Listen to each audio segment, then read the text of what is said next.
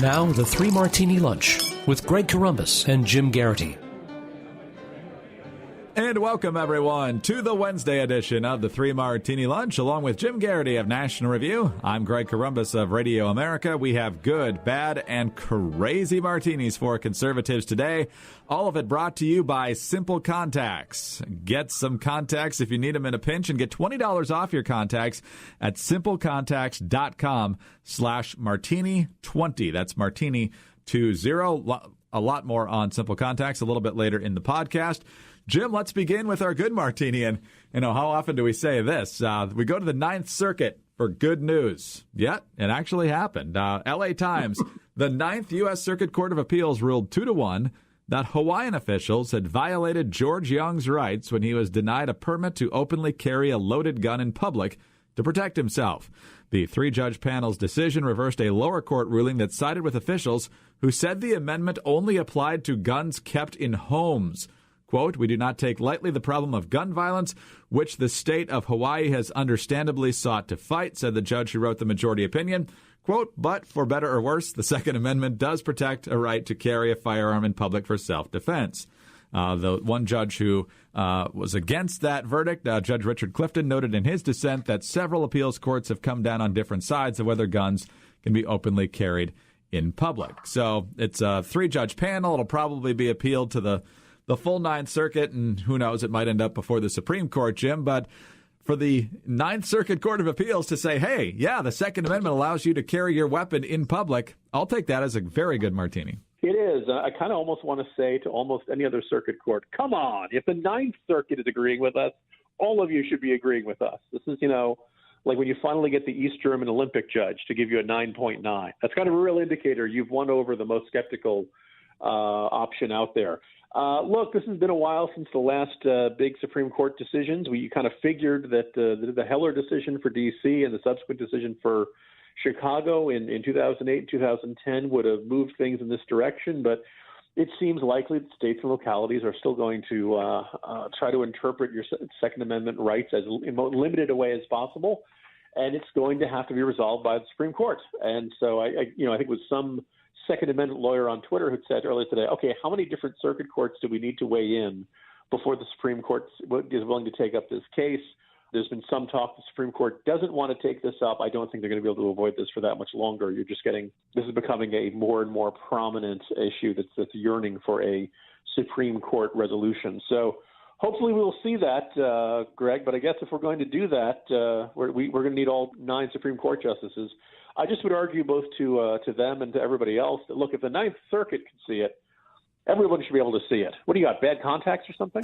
That's right. And if you do, or you're running out, Simple Contacts is definitely the way to go. Simple Contacts is the most convenient way to renew your contact lens prescription and reorder your brand of contacts from anywhere in minutes. It's vision care for the 21st century.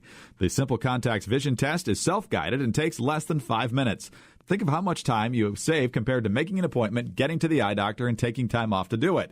It's designed by doctors and licensed ophthalmologists. Review every test to carefully make sure your eyes look healthy and that your vision hasn't changed. Importantly, this is not a replacement for your periodic full eye health exam, but it is a great option for times in between those regular eye doctor visits. Simple Contacts has all the brands and types of lenses that you're familiar with, so you never have to shop around to find your lenses at the best price. Simple Contacts has been rated 5 stars more than 4,500 times on the App Store. You can text with their support team, and you can always get to speak with a person. There's no automated robot systems here. Come on, it's summer, and there's no shortage of reasons to have contacts on hand. You've got beach days, vacations, outdoor activities, weddings. Use Simple Contacts to stock up for the season. The vision test is just $20. Now compare that with an appointment, which without insurance could cost you up to $200.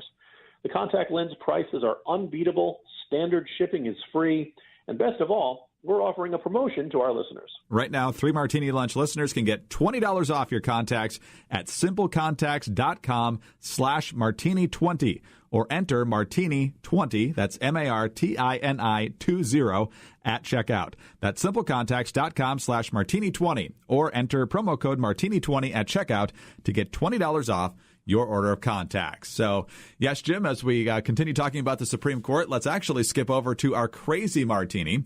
Cory Booker, Democratic senator from New Jersey, a guy who's making so many bombastic statements lately, you have to assume at this point almost that he's running for president in 2020. He's now once again speaking out about the abomination, in his estimation anyway, that is the Supreme Court nomination of appellate court judge Brett Kavanaugh. But apparently, the histrionics that he and others in his party have used so far aren't getting the job done. So he's taking it to the next level, pitching this as a clear battle between good and evil. A couple different clips here. Here's the first one. There is so much at stake here that this has nothing to do with politics. This is to do with who we are as moral beings. And so I want to call on everybody. I'm not here to tell folk just what they should know. I'm here to call on folk to understand that in the moral moment, there is no neutral. In a moral moment, there is no bystanders. You are either complicit in the evil, you are either contributing to the wrong, or you are fighting against it. Oh, but he was just getting warmed up. There's a saying from the Abrahamic faith in one of the Psalms that says, "Yea, though we walk through the valley of the shadow of death." We are walking through the valley of the shadow of death. But that doesn't say, though I sit in the valley of the shadow of death. It doesn't say that I'm watching on the sidelines of the valley of the shadow of death. It says I am walking through the valley of the shadow of death. It says I am taking agency, that I am going to make it through this crisis. All right, settle down, Cory.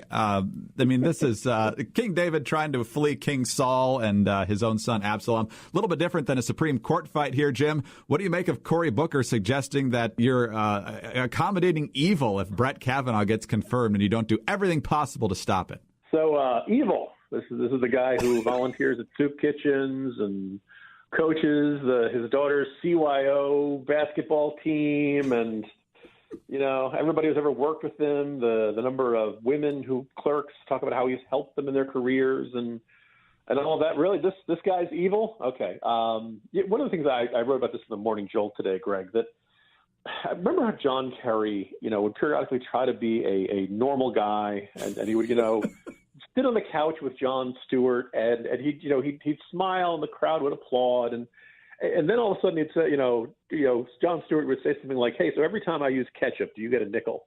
Joking about his wife being Teresa Hines.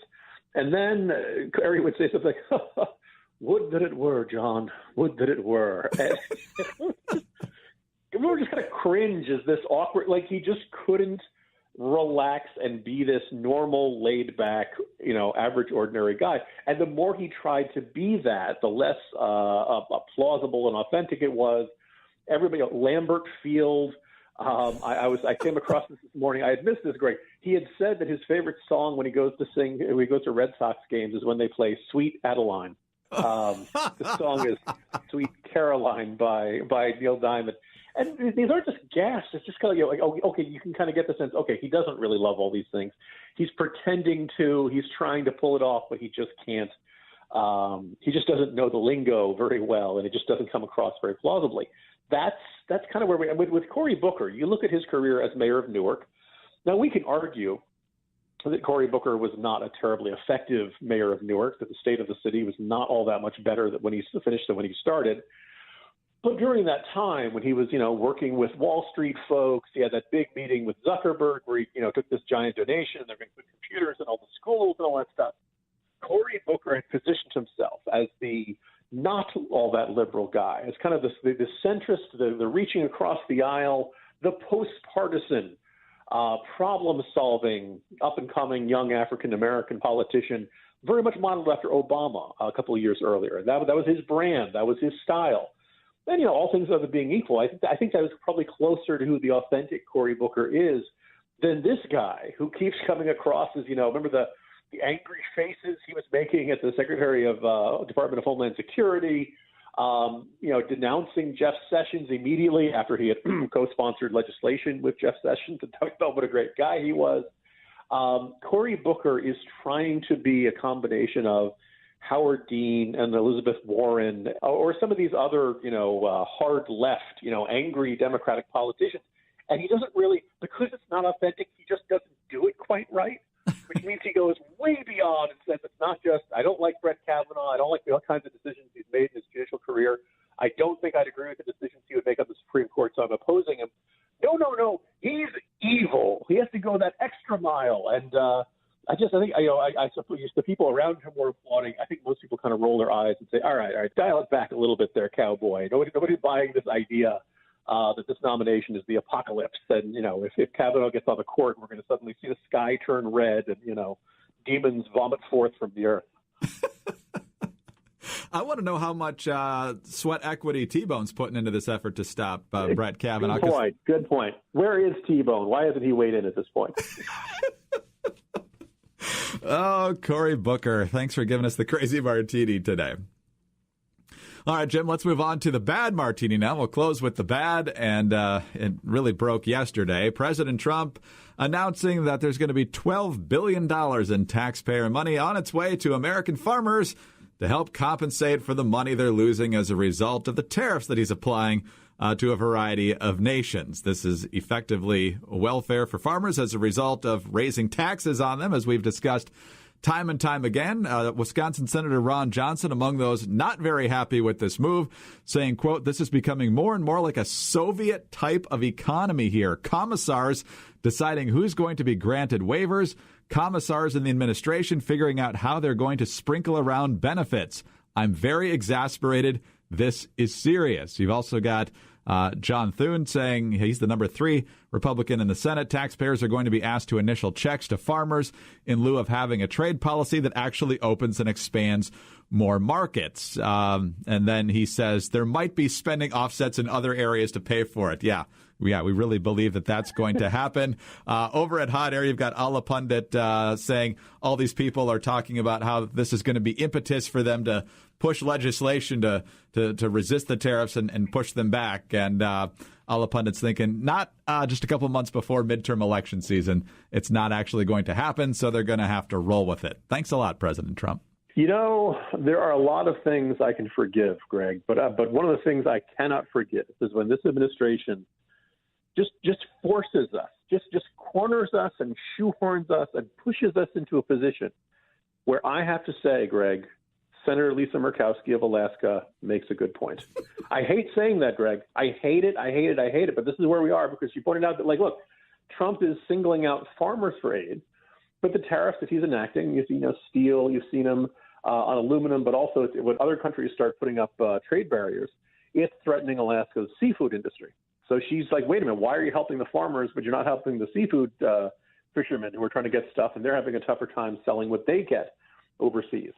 What about the manufacturing sector, she asked? What about the energy sector, the oil and gas industry? Where do you draw the line? I've got some real concerns. Greg, gosh darn it, Senator Murkowski has a point, and I hate saying that, but it is true. These types of tariffs are not just affecting one company or one industry. They kind of have this reverberating effect throughout the economy because all kinds of people, all kinds of different industries want to sell stuff overseas, and all kinds of different manufacturers here in the United States have to import things from overseas. And they're paying more for the raw materials, and they're finding that their products are less competitive because of tariffs that have been put onto our stuff in retaliation to the U.S. tariffs. So I think Murkowski makes a very good point. Once you start helping one group of American workers because they're suffering because of the tariffs, everybody else is going to line up and say, hey, wait a second, where's my check from the government? Where's my help? The easier system would be not to have those tariffs and find other ways to have leverage against these countries, because, Greg, weren't we told that, trade wars are good and easy to win? And these guys, I believe it was the Commerce Secretary who said he didn't think any country would put retaliatory tariffs in place. Yeah, that prediction didn't shake out that way. All the trade warriors keep saying this stuff is going to work out. This stuff is going to work out. We have to be patient. We have to be patient. Greg, I'm not even hearing about any countries discussing concessions to the United States in these tariff fights. So I think these guys have fundamentally miscalculated the decision-making of these foreign countries, and it's time to reverse direction before we do more economic damage and or get more workers looking for handouts from the government to get them through this. You're absolutely right, but what are the odds that Trump actually admits it was a mistake and reverses course? Well, you just got to find somebody else who to use as a scapegoat. He's got his own issues this morning with the tapes out, and I'm sure we'll have a chance to discuss that at some point. But, Jim, quite the morning. Cory Booker going into absolute hysterics, and now, of course, a Republican president endorsing a policy that we'd be pulling our hair out over if it happened in the previous administration. And to our credit, we're still pulling our hair out over it. So I was about to say, Greg, how's your hairline doing? Sounds like a good line for one of our sponsors. But anyway, we'll save that for tomorrow, Greg. Exactly. Oh, Jim Geraghty of National Review. I'm Greg Corombos of Radio America. Thanks for being with us today. And don't forget, if you need contacts in a hurry and want to get them for a very good price, get $20 off your contacts at simplecontacts.com/martini20 or enter martini20 at checkout. And tune in again Thursday for the next 3 Martini Lunch.